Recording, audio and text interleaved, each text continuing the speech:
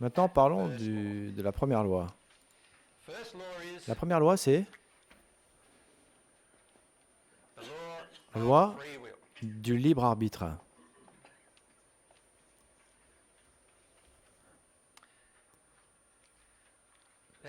Maintenant, ça, c'est une loi très importante qui s'applique à toutes les lois de Dieu, en fait. Et c'est une des plus grandes parties des lois, de set de lois qui interagissent avec les interactions qu'on a avec les autres. Ce que ça veut dire, c'est que Dieu vous a donné ce don de libre arbitre, et il vous l'a donné à votre voisin aussi et à vos ennemis aussi. Et ce don a été donné pour faire ce que vous vouliez, que ce soit en harmonie avec l'amour ou pas. D'accord? Maintenant, beaucoup d'entre nous, avec ce don du libre arbitre, on se dit, ah, mais je ne vois pas que c'est une chose très sage de faire de la part de Dieu, de faire ça. Pourquoi, si je dois faire quelque chose de pas bien, ou mon voisin veut faire, ou mon voisin veut me tuer, est-ce que vous pensez que Dieu va autoriser cela? Et la raison est oui, oui. Oui, parce qu'on a cette loi du libre arbitre. Il y a des conséquences. Vous vous rappelez, on en a parlé hier, mais si on fait ça, mais ils ont le libre arbitre de faire ce choix, de le faire. Et comment cette loi nous affecte maintenant dans nos relations avec les autres? Comment est-ce qu'on traite les autres si on comprend cette loi? Une des premières choses qu'on va faire, c'est on va toujours honorer le libre arbitre des autres dans toutes les interactions qu'on aura. On n'essaiera jamais de contraindre le libre arbitre ou d'une personne, ou de manipuler ou de contrôler quelqu'un pour que les gens fassent ce qu'on veut. Ça semble un peu aléatoire en théorie, mais en pratique, ça veut aussi dire que votre enfant de 5 ans, quand ils ne veulent pas nettoyer leur chambre, ranger leur chambre, vous devez honorer leur libre arbitre. Et qu'est-ce qu'on fait en fait de façon normale en fait, au lieu de faire ça? On fait ça, on dit tu ranges ta chambre ou pas, sinon je te donne un coup on les punit, ou qu'on leur prend quelque chose. Est-ce que c'est le libre arbitre maintenant? Non. Comment est-ce qu'on fait, dans cette situation de façon aimante? Mais pour maintenant, si on essaie de comprendre la loi du libre arbitre, on ne manipulerait pas nos enfants pour qu'ils rangent leur chambre. Est-ce que je pourrais dire pourquoi? Parce que la raison, c'est pourquoi votre enfant s'en fiche de son environnement, c'est un manque d'amour propre. Et vous leur demandez de ranger la chambre, mais vous n'êtes pas en train d'adresser le problème sous-jacent. Pourquoi la chambre n'est pas rangée? C'est parce qu'ils n'ont pas assez de soins pour eux-mêmes, ou de soins pour l'environnement, ou de considération pour l'environnement. Et c'est une émotion endommagée qui vient de vous, en fait, et qui sont en train de déclencher en vous. En fait, ça peut dire que vous êtes tellement clean vous-même, vous êtes tellement stressé d'être parfait, parfaitement rangé.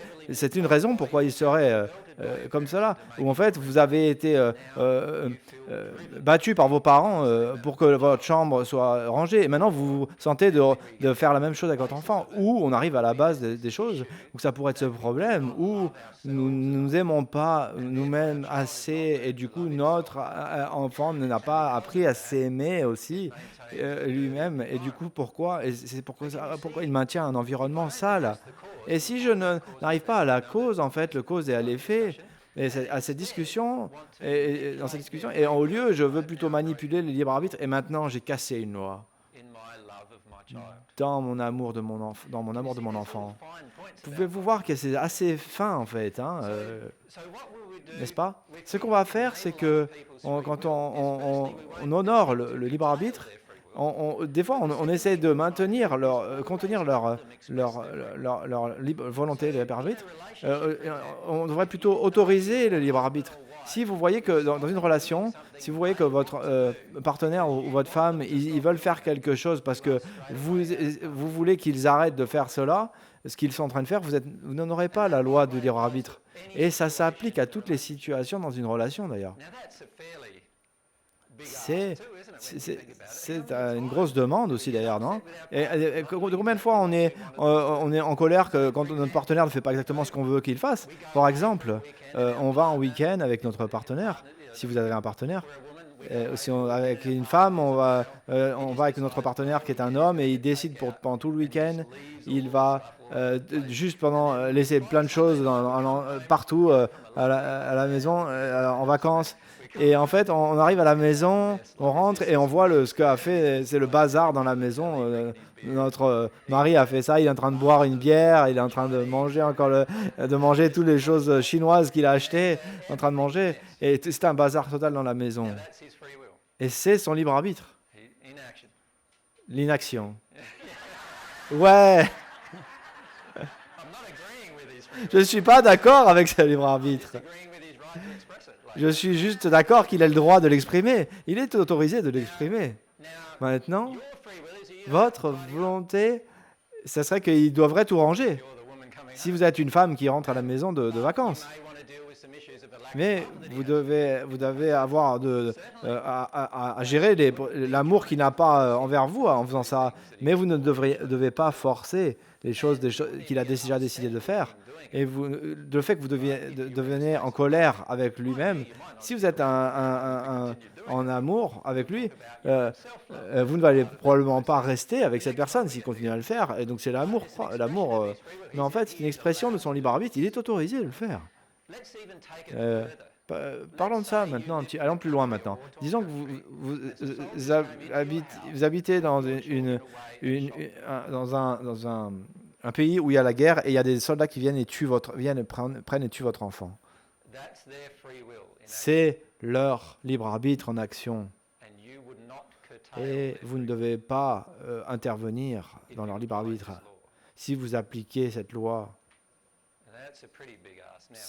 c'est une grosse demande, n'est-ce pas? Hein, ça commence. Il n'y a pas d'exception? Non, pourquoi est-ce qu'il y aura une exception? Est-ce que ça serait votre libre arbitre? On a besoin de prendre le micro parce que sinon on n'entend pas. Est-ce que ça ne serait pas votre libre arbitre de protéger votre enfant dans ce cas-là? Oui, tout à fait. Mais vous seriez en train de casser une loi, en train de casser leur libre arbitre. Mais qu'est-ce que vous allez faire? Qu'est-ce que vous feriez? Pouvez-vous voir comment l'amour en action est vraiment très différent à l'amour quand on en parle? C'est très différent de l'action. Oui? AJ, dans cette situation, est-ce que vous ne pourriez pas essayer de leur faire changer l'état d'esprit? Tout à fait, ça serait approprié. Ça serait approprié d'essayer de leur faire changer d'avis. Mais ça ne serait pas approprié de prendre un couteau ou un fusil pour essayer de leur bloquer ce qu'ils sont en train de faire, parce que vous soyez en train de casser leur libre arbitre. Quand on dit des choses comme ça, c'est assez dur, n'est-ce pas, non? De mettre les choses en pratique comme la façon dont les gens vont... Mais c'est la vérité dont je vous parle. Si vous avez confiance en Dieu et dans les lois de Dieu, vous allez avoir très peu de peur à propos de l'événement. Pourquoi? Parce qu'à la fin, vous allez savoir qu'il n'y a pas que des choses comme la mort, parce qu'ils ont expérimenté assez peu de souffrance en mourant. Et en fait, vous allez sentir, et à un moment donné, vous arrivez à un point où vous allez sentir de la compassion pour les gens qui sont en train de faire ça. Mais ça va requérir beaucoup d'amour venant de votre part, de pratiquer le pardon et ce genre de qualité. Et c'est à ce point-là que Dieu nous montre le libre arbitre. Parce que si les enfants de Dieu sont morts à cause du libre arbitre de certains de ses autres enfants, et Dieu se sent de la même façon, et qu'est-ce qu'il ferait avec ses enfants si un de vos enfants attaquait un autre de vos enfants? Comment vous sentiriez-vous? Dieu se ressent de la même façon, mais il est beaucoup plus aimant, évidemment, que la façon dont nous sommes. Et c'est là où Dieu veut nous amener, dans la pratique de cette loi. Et regardez, si tout le monde le fait, on aurait une vie d'utopie dans cette existence, sur cette terre. Si tout le monde faisait ça, si quelqu'un venait tuer un enfant, on ne le tuerait pas non plus. Il ne serait même pas capable de rentrer dans la maison et en toquant à la porte si lui aussi pratiquait l'amour. Et du coup, si tout le monde le faisait, il y aurait l'utopie et tout le monde serait en paix entre toutes les nations. Et si cette loi était mise en pratique, il n'y aurait plus de guerre, il y aurait la paix. Et ça requiert que sur Terre, il y aura un groupe de gens qui le pratiquent en premier. Et c'est pour ça que nous arrêtons parce que nous voulons la justice.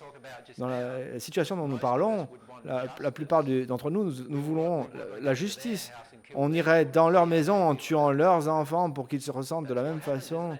C'est ce qui se passe, n'est-ce pas, à la guerre, n'est-ce pas? N'est-ce pas comme ça ce qu'est la guerre? C'est ce qui se passe parce que nous ne respectons pas le libre arbitre de chacun d'entre nous. Si je respectais votre libre arbitre complètement, si vous me tuez, même si vous me tuez, je vais respecter votre libre arbitre.